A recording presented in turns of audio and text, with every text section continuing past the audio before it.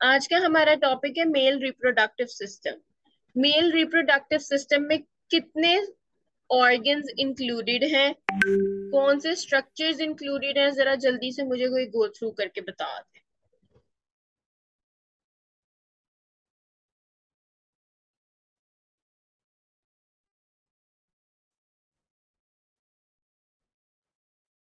Male reproductive system में कौन से स्ट्रक्चर्स होते हैं प्रेजेंट?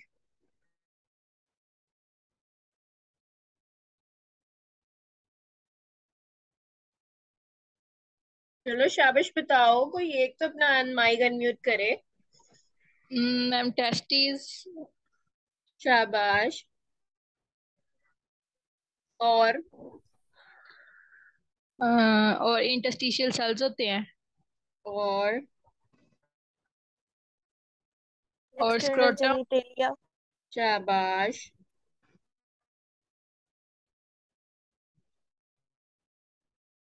और प्रोस्टेट ग्लैंड भी होता है कोई, पता नहीं। शाबाश शाबाश। और मैम बस इतना ही पता है। चलो वेरी गुड। अब स्ट्रक्चर्स की अगर हम बात करें ना, एपिडाइडमस। एपिडिडाइमस, ठीक है। स्ट्रक्चर्स की अगर हम लोग बात करें ना, तो स्ट्रक्चर्स को हम दो पार्ट्स में डिवाइड करते हैं, एक्सटर्नल जेनिटेलिया और इंटरनल जेनिटेलिया।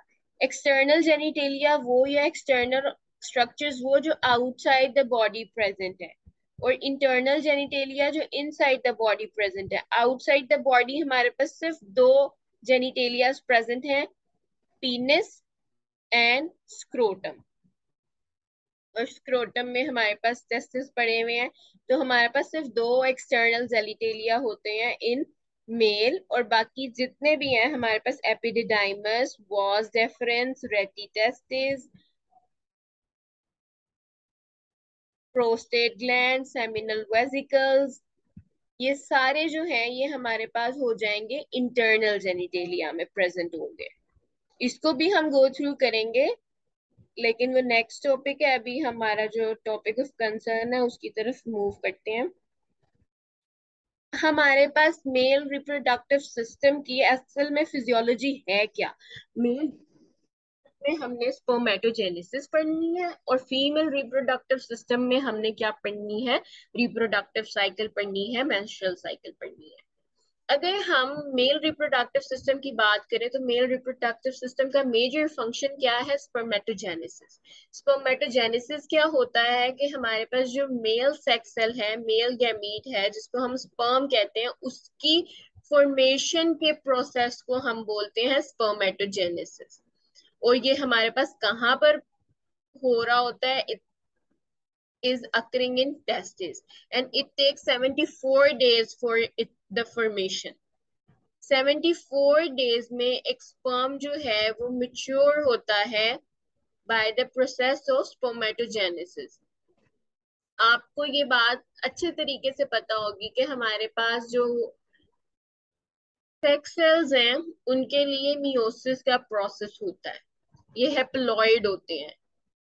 स्पर्म भी हेप्लॉइड होता है और ओवम भी हेप्लॉइड होता है, और जब ये दोनों कंबाइन होते हैं, जाइगोट में एंटर करते हैं, तो जाइगोट डिप्लॉइड बनता है, because we need 46 number of chromosomes in the zygote. और वो जब दोनों पेरेंट्स से ट्रांसफर होते हैं तो हाफ हाफ ट्रांसफर होते हैं in the form of haploid spermatozoa and haploid ovum.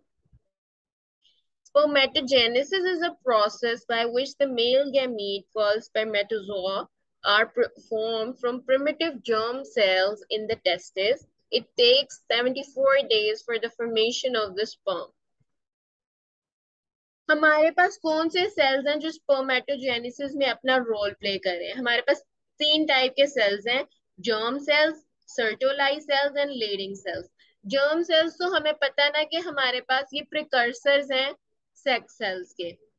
अगर मेल में हम जर्म सेल की बात करें तो वो स्पर्मेटोजोआ का प्रिकर्सर होगा, और अगर हम फीमेल में बात करें तो वो ओवम का प्रिकर्सर होगा। तो जर्म सेल्स जो है वो हमारे पास सेमिनिफेरस ट्यूब्यूल्स में प्रेजेंट होते हैं। सर्टोलाई सेल्स जो है वो सपोर्टिंग सेल्स होते हैं। ये क्या करते हैं? ये support, nourishment and development provide करते हैं स्पर्मेटोजेनिक सेल्स को। लेडिंग सेल्स जो हैं वो हार्मोन सिक्रीट करवाते हैं and they are also present in the seminiferous tubules. कितनी बात कर ली हमने स्पर्मेटोजेनेसिस की, जो कि एक प्रोसेस है जिसके थ्रू एक जर्म सेल से स्पर्मेटोजोन बनता है। उसके बाद कौन से ऐसे सेल्स हैं जो स्पर्मेटोजेनेसिस में अपना रोल प्ले कर रहे हैं? तो वो तीन टाइप के सेल्स हैं। Precursor of स्पर्मेटो host Ayesha Javed है।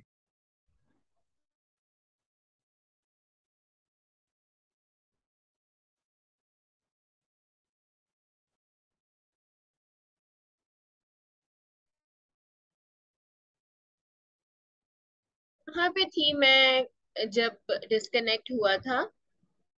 मैम सर्टोलाई सेल्स पे।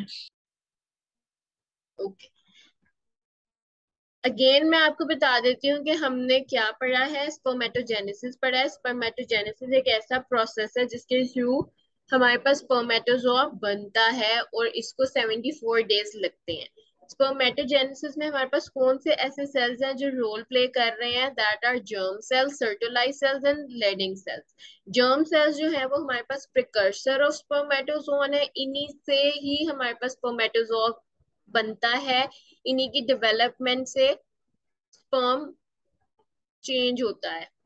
सर्टोलाई सेल्स को सपोर्टिंग सेल्स बोलते हैं। सपोर्टिंग सेल्स क्या कर रहे हैं कि सेमिनिफेरस ट्यूब्यूल्स में ही सपोर्ट, प्रोटेक्शन और नरिशमेंट प्रोवाइड करते हैं for the development of sperm. और लीडिंग सेल्स जो हैं वो हार्मोन सिक्रीटिंग सेल्स हैं टेस्टिस के। They are also present in the seminiferous tubules. Spermatogenesis हमारे पास कितनी स्टेजेस में कंप्लीट होती है? सबसे पहले देखो प्रोलिफरेशन होगी। प्रोलिफरेशन मीन डिफिजन होगी। उसके बाद जो है हमारे पास ग्रोथ होगी। ग्रोथ के बाद मैच्योरेशन एंड ट्रांसफॉर्मेशन। मैच्योरेशन और ट्रांसफॉर्मेशन में क्या डिफरेंस है इसको भी हम आगे देखते हैं कि मेच्योर हो गया लेकिन उसके बाद भी ट्रांसफॉर्म कर रहा है अपनी स्ट्रक्चर को, तो उन स्ट्रक्चर्स को क्या बोलते हैं? देखो सबसे पहले जब हम जो है पे बर्थ होती है तो हमारे पास प्राइमोडियल जर्म सेल्स पड़े होते हैं। In short germ cells are present there. और उसके बाद जब इंसान अपनी प्यूबर्टी पर जाता है तो वो स्पर्मेटोगोनिया को एंटर कर जाते हैं। स्पर्मेटोगोनिया में एंटर होते हैं तो 25 डेज लगते हैं उनको सेल डिवाइड करने में। उसके बाद प्राइमरी स्पर्मेटोसाइट बनता है, फिर मियोटिक डिवीजन होती है, फिर सेकेंडरी स्पर्मेटोसाइट बनता है, फिर मियोटिक डिवीजन 2 होती है, स्पर्मेटिड्स बनते हैं। और स्पर्मेटिड्स जो हैं अपनी डिफरेंशिएशन करवा के अपने आप को मेच्योर स्पर्म की फॉर्म में चेंज कर लेते हैं। अभी हमने पढ़ा 4 स्टेजेस हैं: proliferation, growth, maturation and transformation. Transformation. Birth से प्यूबर्टी तक हमारे पास जर्म सेल्स बॉडी में प्रेजेंट होते हैं, but after puberty they enter spermatogonia. Spermatogonia में जब एंटर होते हैं तो वहां पे हमारे पास होती है प्रोलिफरेशन। प्रोलिफरेशन होने के बाद अब उसने ग्रोथ करनी है। ग्रोथ करने के लिए वो प्राइमरी स्पर्मेटोसाइट में कन्वर्ट होता है, देन उसकी मेच्योरेशन हो रही है आहिस्ता आहिस्ता। फर्स्ट डिवीजन होती है तो सेकेंडरी स्पर्मेटोसाइट बनता है, उसके बाद सेकेंड डिवीजन से वो स्पर्मेटिड बनता है। लेकिन स्पर्मेटिड बनने के बाद भी वो अपने आप को डिफरेंशिएट करता है, ट्रांसफॉर्म करता है in the form of sperm. यहाँ पे जितना भी टाइम पीरियड लिखा हुआ है प्राइमरी स्पर्मेटोसाइट के बनने का, सेकेंडरी स्पर्मेटोसाइट के बनने का, इसकी टाइमिंग आपने याद करनी है। सबसे ज्यादा टाइम जो है प्राइमरी स्पर्मेटोसाइट को लगता है, दैट इज 25 डेज। और उसके बाद जो है वो हमारे पास डिफरेंशिएशन में टाइम लगता है 21 डेज। याद रख लो, फर्स्ट वाला 25, लास्ट वाला 21 और बीच वाला 9, 19। 25 फर्स्ट, 21 लास्ट। 9 और 19 मिडिल में आ जाएगा। फिर दोबारा बोल रही हूँ, प्राइमरी स्पर्मेटोसाइट तक 25 डेज, लास्ट वाली कैटेगरी में जहां पे ट्रांसफॉर्मेशन हो रही है 21 डेज, और सेंटर में 9 and 19। First division 9 days, second division 19 days. इसको जल्दी से देखो, मैंने आप लोगों से डेज पूछने हैं, 2 मिनट है, जल्दी जल्दी से इसको गो थ्रू करो।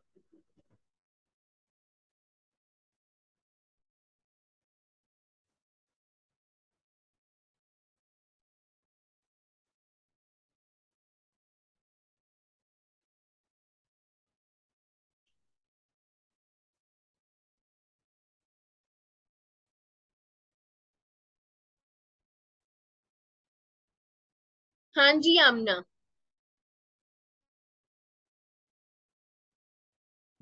जी मैम। बेटे कितने डेज लगते हैं स्पर्म को मेच्योर होने में? 74 डेज। 74 डेज, शाबाश। और स्पर्म प्रोडक्शन का, डेवलपमेंट का जो प्रोसेस है उसको क्या कहते हैं?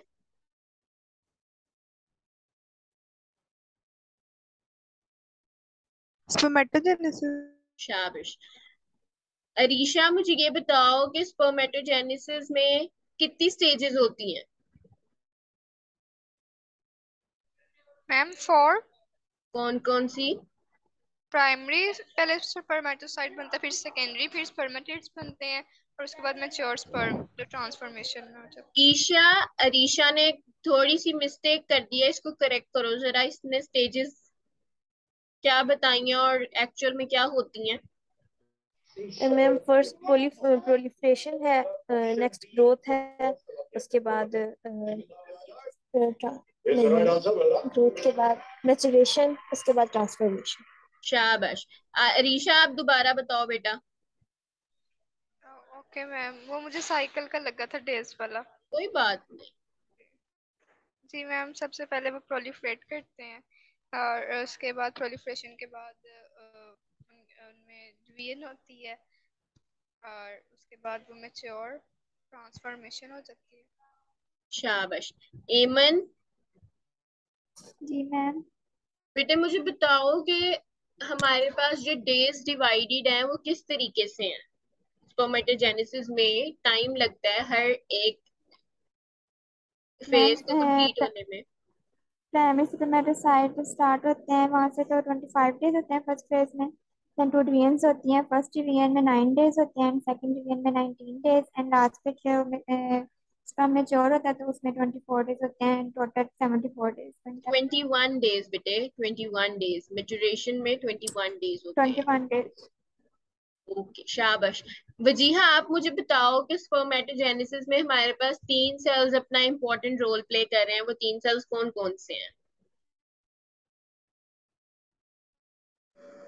मैम जी। स्पर्म्स के हम्म। 3 सेल्स नहीं याद मैम मुझे। एमन करो जरा इसकी हेल्प बेटा, क्या क्वेश्चन किया है मैंने? मैम 3 सेल्स मुझे कौन कौन से होते हैं?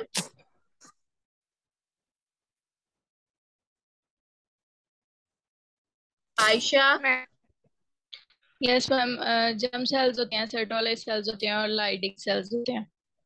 वजीहा बताओ कौन कौन से सेल्स होते हैं? जर्म सेल्स, लाइडिंग सेल्स और Sertoli cells, germ cells, and Leydig cells. यूरोलाइज। Germ cells are the precursor for the cells, formation of spermatozoon. right. Sertoli cells are present in seminiferous tubules, and they also help in the support and nourishment of spermatozoons. And Leydig cells are harmful cells of testes. आगे हमारे पास आ Yes. जाता है कि हमारे पास कौन से hormones हैं जो स्पर्मेटोजेनेसिस में अपना रोल प्ले कर रहे हैं। मेजर हार्मोन, मेन हार्मोन है, आपको बहुत अच्छे से पता है। टेस्टोस्टेरोन, टेस्टोस्टेरोन हमारे पास ग्रोथ भी करवाता है, टेस्टोस्टेरोन हमारे पास डिवीजन भी करवाता है जर्म सेल्स की, टेस्टोस्टेरोन मेल सेकेंडरी कैरेक्टर्स को भी इनहांस करता है, and testosterone is included in many functions as well.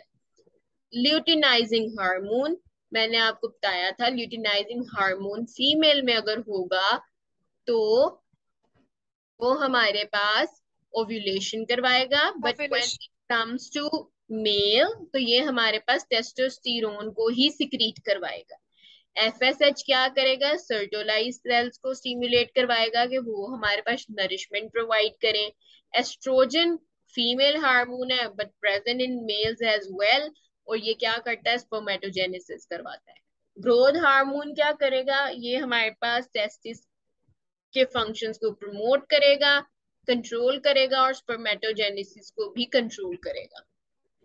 Again repeat करते हैं, हमारे पास कितने हार्मोन्स हैं जी, 5 हार्मोन्स हैं। Testosterone, LH, FSH, growth hormone and estrogen. Testosterone क्या कर रहा है कि ये हमारे पास ग्रोथ एंड डेवलपमेंट करवाता है, मेल सेकेंडरी कैरेक्टर्स को इनहेंस करता है। एलएच क्या कर रहा है कि टेस्टोस्टेरोन की सिक्रीशन करवा रहा है। एफएसएच सर्टोलाइज सेल्स को स्टिमुलेट करवा रहा है। एस्ट्रोजन स्पर्मेटोजेनेसिस करवा रहा है, and growth hormone is also linked with the growth and development of spermatozoons. हमारे पास होता क्या है जी कि हमारे पास गोनेडोट्रोफिन रिलीजिंग हार्मोन होता है जो इंटीरियर पिट्यूटरी पे एक्ट करता है। इंटीरियर पिट्यूटरी आगे से 2 हार्मोन्स के ऊपर सिक्रीशन कराता है, one is FSH and second one is LH. अभी हमने पढ़ा एफएसएच सर्टोलाइज सेल्स को स्टिमुलेट करवाएगा, और सर्टोलाइज सेल्स का क्या फंक्शन था कि स्पर्मेटोजेनेसिस को सपोर्ट करते हैं, नरिशमेंट प्रोवाइड करते हैं, प्रोटेक्शन प्रोवाइड करते हैं। और एलएच जो है वो लीडिंग सेल्स के ऊपर जाके एक्ट करेगा, और वो क्या करेंगे, वो भी हमारे पास स्पर्मेटोजेनेसिस के प्रोसेस को ही स्टिमुलेट करवाएंगे। In short, every hormone is related with the development, stimulation, maturation of spermatozoons। आगे हमारे पास आ जाता है जी male sex hormones. Male sex hormones में हमारे पास 3 हार्मोन्स हैं, टेस्टोस्टेरोन, डाइहाइड्रोक्सी टेस्टोस्टेरोन, एंड्रोस्टेनिडायोन। हमारे पास जो है टेस्टोस्टेरोन मेजर क्वांटिटी में रिलीज होता है, लेकिन हमारी बॉडी के अंदर डाइहाइड्रोक्सी टेस्टोस्टेरोन ज्यादा एक्टिव होता है। ये बात इंपॉर्टेंट है, याद रखनी है। मेजरली सारी फंक्शनिंग जो है, इंपॉर्टेंट फंक्शनिंग वो डाइहाइड्रोक्सी टेस्टोस्टेरोन की है, सॉरी डाइहाइड्रोक्सी कह रही हूँ, डाइहाइड्रोटेस्टोस्टेरोन की है, और हमारे पास जो रिलीज होता है ज्यादा अमाउंट में दैट इज टेस्टोस्टेरोन। टेस्टोस्टेरोन की क्या फंक्शंस है, अभी हम लोगों ने इसको पढ़ा है कि फीटल लाइफ में ये क्या करेगा। मैंने आपको ये बात पहले भी बताई थी कि ये हमारे पास जो टेस्टिस होती है ना, that are present in abdominal area. आहिस्ता आहिस्ता टेस्टोस्टेरोन रिलीज होता है और वो उसको डिसेंड करवाता है डाउनवर्ड्स, और साथ के हमारे पास मेल ऑर्गन्स की स्ट्रक्चर्स की फॉर्मेशन भी करवा रहा है फीटल लाइफ में। लेकिन अगर वो डेवलपिंग लाइफ में रिलीज हुआ है तो ये क्या करवाएगा, मेल सेकेंडरी कैरेक्टर्स को इनहेंस करवाएगा। मेल सेकेंडरी कैरेक्टर्स में क्या क्या आता है, hair on face, hair on genital areas, आवाज भारी हो जाती है, स्किन टाइट हो जाती है, एक्नी होना स्टार्ट हो जाती है, उनका बोन मैट्रिक्स इंक्रीज कर जाता है, एंड मेनी अदर फंक्शंस जिनको टेस्टोस्टेरोन जो है वो स्टिमुलेट करता है। मैम लास्ट वन रिपीट करिएगा जो आपने इम्पोर्टेंट पॉइंट बताया। हाइड्रोटेस्टोस्टेरोन वाला जी ma'am.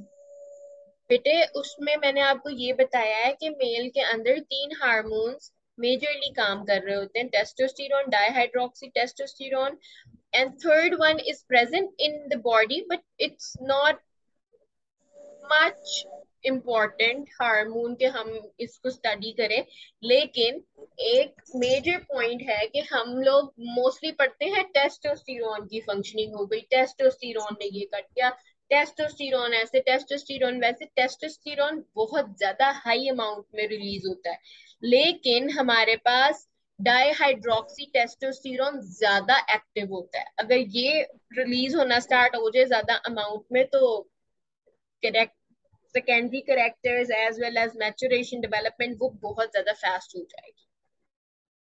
Okay ma'am, thank you. Functions of testosterone, यहाँ तक किसी का कोई क्वेश्चन है तो पूछ लो। Structure of sperm is an important topic और इसको कान खोल के सुनना है सालों में। No ma'am. अच्छा, स्ट्रक्चर ऑफ स्पर्म देखो, एक इसकी टेल है, एक इसका हेड है और एक इसकी बॉडी है। तीन पार्ट्स में डिवाइडेड है, हेड, बॉडी एंड टेल। अब हमारे पास जो इसकी बॉडी होती है ना, वहां पे माइटोकॉन्ड्रियाज प्रेजेंट होते हैं। इस बात को याद रखना है कि बॉडी के अंदर हमारे पास माइटोकॉन्ड्रिया प्रेजेंट है। बॉडी से ऊपर और नेक का एरिया है और उसके ऊपर पोस्टीरियर हेड कैप है, इंटीरियर हेड कैप है, वैक्यूल है, सरफेस मेम्ब्रेन है, एक्रोसोम है। ये तो हो गया इसका structure, that is important for anatomical point of view, लेकिन थोड़ा सा हमने इधर भी डील कर लिया। मेजर बात जो यहाँ पे समझने वाली है दैट इज कैपेसिटेशन रिएक्शन। बहुत गौर से सुनना इसको सारे। अब देखो, sperms are non sperms are motile, तो फीमेल की बॉडी में डिस्चार्ज हुए, आगे उन्होंने ओवम तक स्विम कर कर जाना है, ओवम तक स्विम कर कर जाना है और ओवम के साथ जाके इन्होंने अटैच हो जाना है। अब अगर ये ओवम की आउटसाइड सरफेस पर ही अटैच रहेंगे तो स्पर्म और ओवम की फर्टिलाइजेशन हो पाएगी? No ma'am. Sperm and ovum की फर्टिलाइजेशन होने के लिए जरूरी है कि स्पर्म पेनिट्रेट करे इनसाइड द ओवम। अब वो किस तरीके से पेनिट्रेट करेगा? कोई ना कोई सिस्टम तो होगा। अब ऐसा तो नहीं है कि रिलीज हो गया, उसने ओवम तक स्विम भी कर लिया और बस बाहर वो अटैच हो गया और फर्टिलाइजेशन हो गई। नो, फर्टिलाइजेशन इस तरीके से नहीं होती।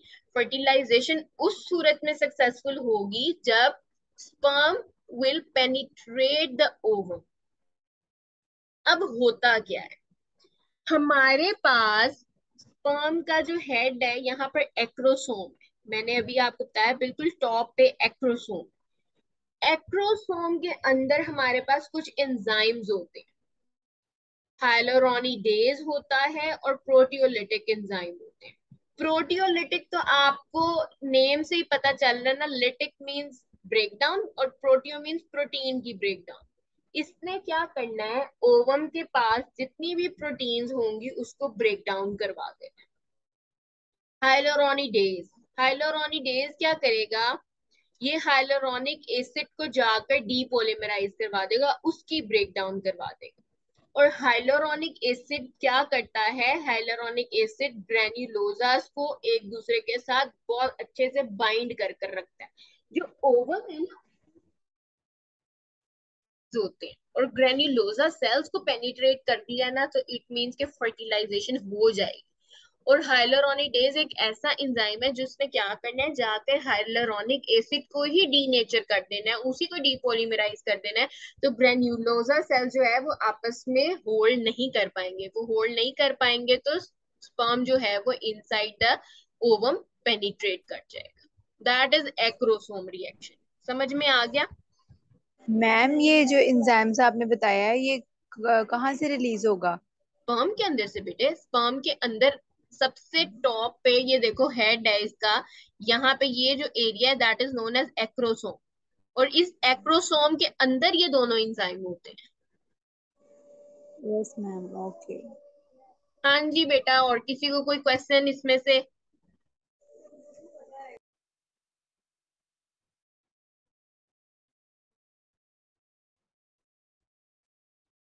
इसको देखो, पढ़ लो। Sperm acquire ability to fertilize eggs through this process. Fertilize करवाना है एग को, तो उसके लिए capacitation reaction, acrosome reaction is necessary. Occurs while migrating to through female reproductive tract. Process in sperm involves cholesterol withdrawal, surface protein redistribution, calcium influx, increased motility, whiplashing. इसकी movement होती है whiplashing movement के through ये जो है वो move करता है। Capacitated sperm penetrate the corona radiata, contact the zona pellucida and undergo the acrosome reaction. ये जो जोना पेलुसिडा और कोरोना रेडिएटा वाला इन्होंने स्ट्रक्चर बताया हुआ है, एक्चुअल में स्पर्म को इसके अंदर पेनिट्रेट कर कर जाना होता है, और उसको पेनिट्रेट करने के लिए एक्रोसोम रिएक्शन काम करता है। एंड एक्रोसोम रिएक्शन में क्या हो रहा है जी, कि हमारे पास दो एंजाइम्स हैं, हेलोरोनिडेज एंड प्रोटियोलिटिक एंजाइम, जिसमें से प्रोटियोलिटिक एंजाइम जो है वो प्रोटीन को डीनेचर कर रहा है, उसको डाइजेस्ट कर रहा है, और हाइलुरोनिडेज क्या करता है, हाइलुरोनिक एसिड को डीपोलीमराइज कर देता है। क्लियर है? मैम मैम ये फर्टिलाइज करने के लिए तो ओनली वन स्पर्म ही काफी होगा ना, जो ओवम के साथ अटैच हो जाए तो वो फिर कॉज करे प्रेगनेंसी। तो जो बाकी होते हैं वो कहाँ जाते हैं फिर? बाकी जो स्पर्म है वो फीमेल की ट्रैप के अंदर फिर सिर्फ 24 डेज तक रहता है, उसके बाद उसकी कैपेसिटी नहीं रहती टू फर्टिलाइज। और इतने ज्यादा स्पर्म में कोई एक स्पर्म ही ऐसा होता है that has the ability to fertilize the ovum, सारे स्पर्म्स नहीं कर सकते। जिस तरह वो आपने देखा होगा ना, पढ़ा भी होगा कि जो फिटेस्ट होता है वो सरवाइव कर पाता है। तो इसमें भी यही चीज है कि कोई एक ही होता है जो पेनिट्रेट कर पाता है, बाकी जो है 24 आवर्स तक स्टे जरूर करते हैं फीमेल रिप्रोडक्टिव ट्रैक में, उसके बाद दे आर रिलीज्ड। और रिलीज नहीं भी हो रहे हैं तो वो they have now no capacity to उनकी फर्टिलाइज। जो पावर है वो खत्म हो जाएगी। Okay. What is semen? Semen is a white or gray fluid that contains sperms. It is a collection fluid of testis, seminal vesicle, and prostate glands. Normal sperm count is 15 to 200 million per ml. Sperm एक ऐसा fluid है white और grey colour का, जिसमें हमारे पास क्या होता है, स्पर्म्स प्रेजेंट होते हैं। और ये फ्लूइड कहाँ कहाँ से होकर आ रहा होता है, टेस्टिस से, सेमिनल वेसिकल से एंड प्रोस्टेट ग्लैंड से। नॉर्मल स्पर्म काउंट क्या होता है, 15 to 200 million पर ml। कंपोजिशन ऑफ सीमन आपको याद करने की जरूरत नहीं है, as it was included in guidance, तो बस यहाँ पर इसको पेस्ट किया है। इसमें आपको इतना ज्यादा याद करने की चीजें जरूरी नहीं है। सीमन एनालिसिस, आपके पास एक पेशेंट आया है और वो अपना सीमन सैंपल लेकर आया है। अब सीमन सैंपल कोई क्यों लेकर आएगा, डेफिनेट सी बात है, किसी को प्रेगनेंसी नहीं हो रही इसीलिए वो सीमन सैंपल लेकर आएगा। अब जिस इरा में हम है, ये जिस टाइम में हम रह रहे हैं, स्टिल यही कंसिडर किया जाता है कि विमेन आर इनफर्टाइल। बट ये नहीं, कोई ज्यादा लोग नहीं सोचते कि अगर हम उसको सारे डिटेल से चेकअप करवा रहे हैं उसका, और उसके अंदर कोई मसला नहीं है, तो मे बी आप एक दफा मेल का भी टेस्ट करवा कर देख लो, मे बी कोई ऐसा इशू हो। लेकिन स्टिल यही समझा जाता है the pregnancy is not there, the female is unfertile, उसको चेकअप कराओ भाई। लेकिन अब लोगों में अवेयरनेस हो गई है तो वो मेल्स भी अपना टेस्ट करवाते हैं और सीमेन सैंपल्स आते हैं। तो इसमें हम लोगों ने क्या चीजें जो है उनको एनालाइज करना होता है, सबसे पहले आपने इसकी पीएच देखनी होती है, आपने इसका वॉल्यूम देखना होता है। कि पर इजैक्यूलेशन, सिंगल इजैक्यूलेशन, इसका वॉल्यूम कितना रिलीज हो रहा है, स्पर्म काउंट कितना है, मोर्टेलिटी ऑफ स्पर्म कितनी है, मोर्फोलॉजी ऑफ स्पर्म कैसी है, आरबीसीज कितने हैं और फ्रुक्टोज लेवल क्या है। अगर आपके पास मोर्फोलॉजी जो है वो खराब है ना स्पर्म की, तो स्पर्म फर्टिलाइज नहीं कर सकता। अगर आपके पास स्पर्म काउंट कम है तो स्पर्म फर्टिलाइज नहीं कर सकता। अगर आपके स्पर्म जो हैं वो मोटाइल नहीं है, वो उस जगह तक पहुंच नहीं रहे हैं, तो वो फर्टिलाइजेशन का प्रोसेस नहीं होगा। Fructose is the important carbohydrate that is present in sperms, तो फ्रुक्टोज लेवल को भी चेक किया जाता है। और अगर एक मेल की पर इजैक्यूलेशन में 2 ml वॉल्यूम भी रिलीज हो रहा है, स्पर्म काउंट भी उसका 20 मिलियन है, नंबर ऑफ स्पर्म्स भी 40 मिलियन है, 75% स्पर्म्स उसके अलाइव भी हैं, 50% मोटाइल भी हैं, 30% उनकी नॉर्मल शेप भी है, तो that is a fertile sperm. लेकिन अगर इससे नीचे वैल्यूज हैं तो फिर it's a matter of concern के मे बी अब मसला आके और अब मेडिसिन लेनी चाहिए, ट्रीट करना चाहिए, क्योंकि फर्टिलिटी के लिए भी कुछ पैरामीटर्स हैं that are necessary in male too. अगर उसकी मोटिलिटी ही नहीं ठीक है स्पर्म की, उसकी मोर्फोलॉजी नहीं ठीक है, उसका काउंट ही नहीं ठीक है, तो वो जाएगा जरूर लेकिन फर्टाइल नहीं होगा और वो प्रेगनेंसी स्टे नहीं कर पाएगी। किसी का कोई क्वेश्चन?